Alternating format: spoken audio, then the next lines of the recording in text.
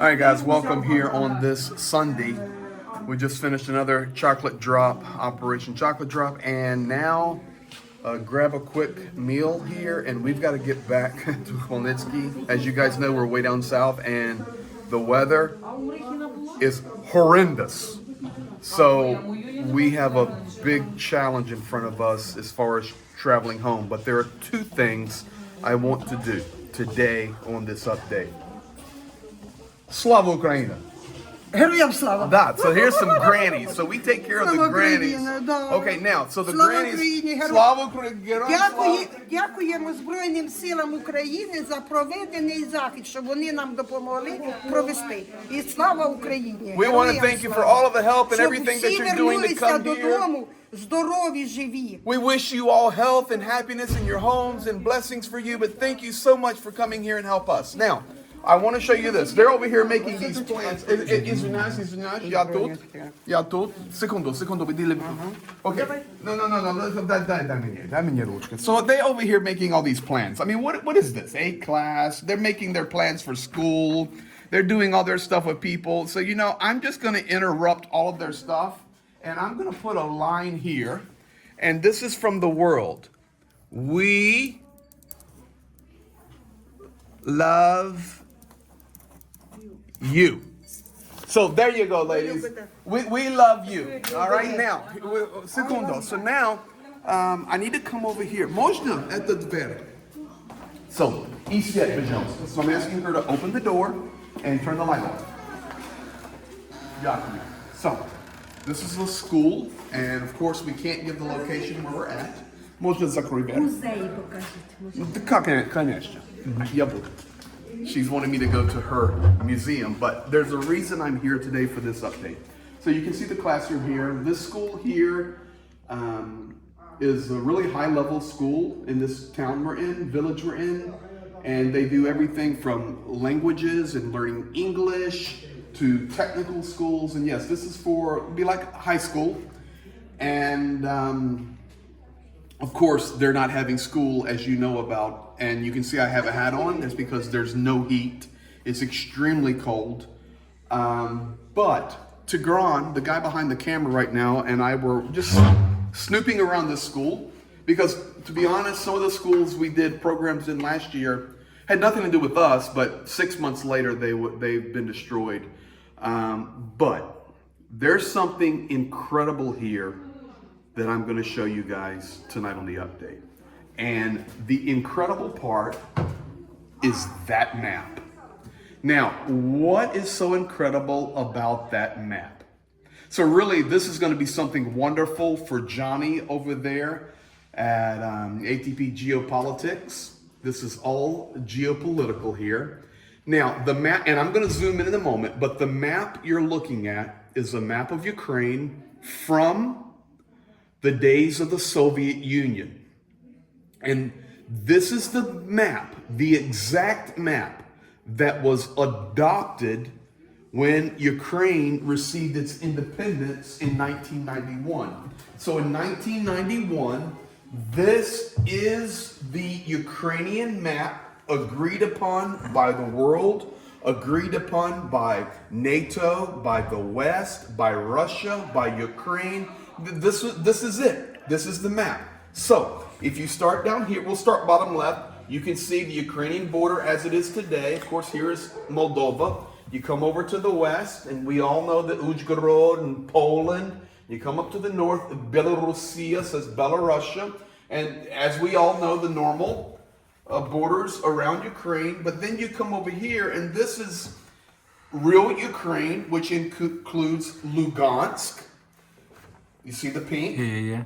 And then you come down to Donetsk, and you see the pink, and you come down to the Azovsky More, and you come down, and then look at here, guys, you come down to Crimea. There's Kerch, where the Kerch Bridge is now, and you see the pink line right there. This is the border of Ukraine. There's Simferopol. This is the border, so Crimea. So this is the Ukraine agreed upon coming out of the Soviet Union. This is the exact map, and it's been hanging in this school since that time, and we walked in and discovered it. Now, the second thing geopolitically that's very important about this map is This is a geopolitical map marking the internal resources in Ukraine.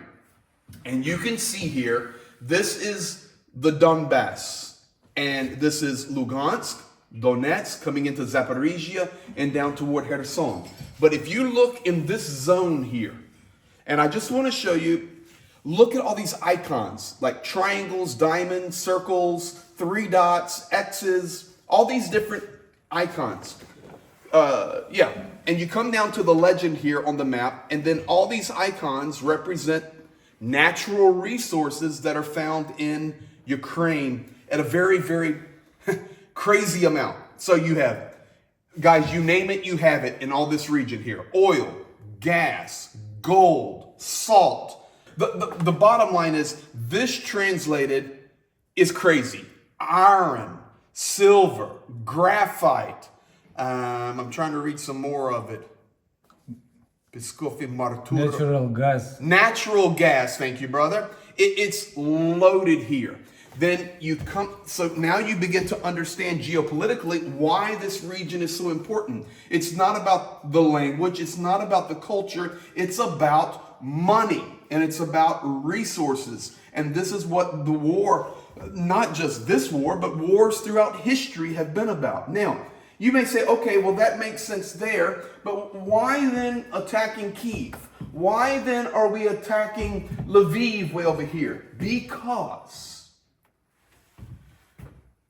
when Peter Poroshenko was the president, there was a Russian scientist who came, and he came to Poroshenko and he said, listen, the largest deposit of natural gas, gas and oil, enough to supply Europe for 300 years, is not in the east, but it's actually in the west, in the Carpathian region, in the western Ukraine.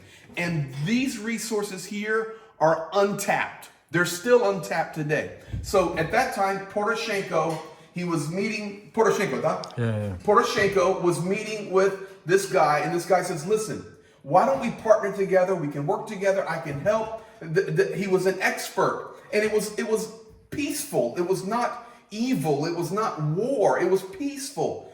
And Poroshenko denied him. It says, no, we're not going to do that. We're not going to go with that. So, it's just a little other factors historically that when I'm here and I'm in Ukraine and I come into this school and I see this old map hanging, and then I start talking to teachers and I start talking to people who know much more than me, you begin to learn the real story. So here it is. This is the map officially adopted, hanging on the wall. These are the borders, and as you can tell, Ukraine is crazy wealthy with resources, untapped resources. And when you begin to think about that, you begin to understand why Ukraine is in the middle of this war right now. This is one of the factors. So I hope you guys enjoyed that. As I told you, as I'm here for these 3 months and discover things, of course, you're going to see aid drops and chocolate drops and little things. Make sure you have the notification bell on and the subscription, because I honestly discover stuff like this every day. And I want to share it with the world, whether it's the grannies in the next room making us some borscht, or this map sharing truth. Thank you for being here. Thank you guys for all that you do. Today, going to be a brutal journey heading back up to our base there. But we'll make it. We'll keep you posted. Have a great day. Thank you for all you do. Bye-bye.